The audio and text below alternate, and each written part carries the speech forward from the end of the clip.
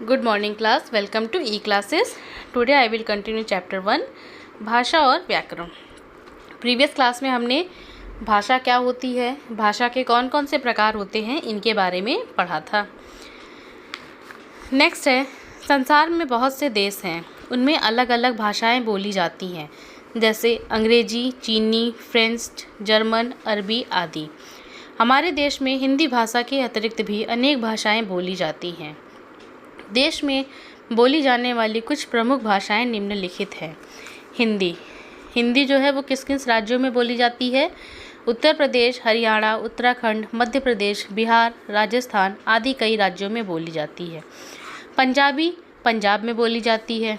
गुजराती गुजरात में बोली जाती है। मराठी महाराष्ट्र में बोली जाती है। बंगला पश्चिम बंगाल में बोली जाती है। तमिल तमिलनाडु में बोली जाती है। तेलुगु आंध्र प्रदेश में बोली जाती है।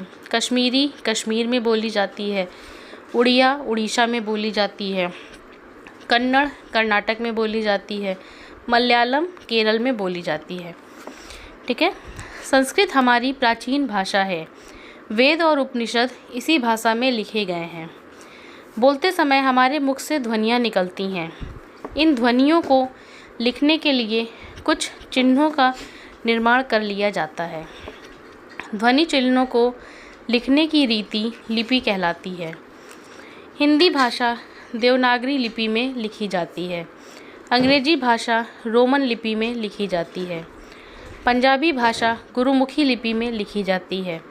बंगला लिपि में लिखी जाती है। इसी प्रकार विभिन्न भाषाएं भिन्न भिन्न लिपियों में लिखी जाती हैं। तो बच्चों, आपने यहाँ पर देखा कि हर राज्य की भाषा क्या होती है, अलग अलग होती है।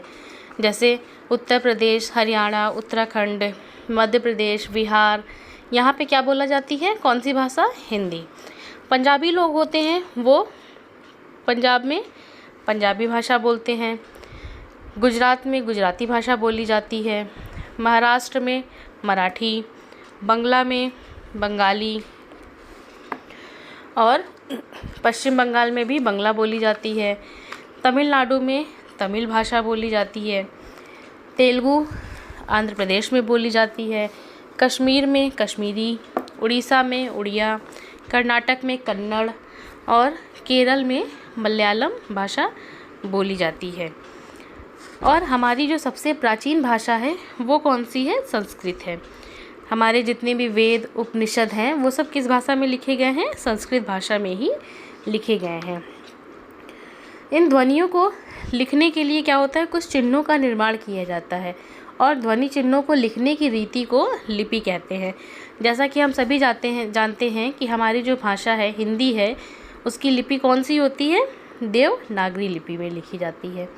इसी तरह हर भाषा की अलग अलग लिपियाँ होती हैं। जैसे अंग्रेजी की रोमन, पंजाबी की गुरुमुखी, बंगला की बंगला। तो इस तरह जितनी भी भाषाएं होती हैं उनकी लिपि क्या होती हैं? अलग अलग होती हैं। किसी की भी लिपि सेम नहीं होती हैं। तो नेक्स्ट आगे हम देखेंगे व्याकरण। व्याकरण क्या होता है? पिछले विवरण में आपने पढ़ा, भाषा में वाक्य होते हैं और वाक्य शब्दों से बनते हैं, परंतु वाक्य में प्रत्येक शब्द की निश्चित जगह होती है। शब्द को कहीं भी रख देने अथवा अनुपयुक्त शब्द लिख देने पर वाक्य अशुद्ध बन जाता है। जैसा कि हम सभी जानते हैं कि जब हम शब्दों को उनके उचित स्थान पर रख के लिखेंगे तो ही वो क्या है, एक शुद्ध वाक्य बनेगा। ये नहीं कि मेरा मन हुआ कि मोहन गाती है, तो मोहन क्या गाती है? मोहन एक लड़का है, मोहन का क्या होगा? मोहन गाता है। नीचे लिखे वाक्यों को ध्यानपूर्वक पढ़िए। मोहन गाती है, तो इसका शुद्ध वाक्य क्या होगा? मोहन गाता है। कमला पढ़ती लिखती है, कमला पढ़ती और लिखती है। हम खाना खाएं, हमने खाना खाया। सूरज पूरब निकलता है, सूरज पूरब में निकलता है। यह एक नींबू का पेड़ है, यह नींबू का एक पेड़ है। तो यहाँ पे देखिए, ये अशुद्ध वाक्य और इनका यहाँ पे हमने क्या करके लिखा है? शुद्ध वाक्य। व्याकरण की दृष्टि से शब्द को उचित स्थान न मिलने पर वह अपना सही भाव नहीं देता है। व्याकरण हमें किसी भाषा को शुद्ध रूप में बोलने और लिखने के नियमों का ज्ञान कराता है। परिभाषा: किसी भाषा को शुद्ध रूप में लिखने और बोलने का ज्ञान कराने वाले नियमों को व्याकरण कहते हैं। तो बच्चों, आपने यहाँ पर देखा कि जब हम किसी भाषा को शुद्ध रूप में लिखने और बोलने का ज्ञान कराने वाले नियमों को व्याकरण कहते हैं।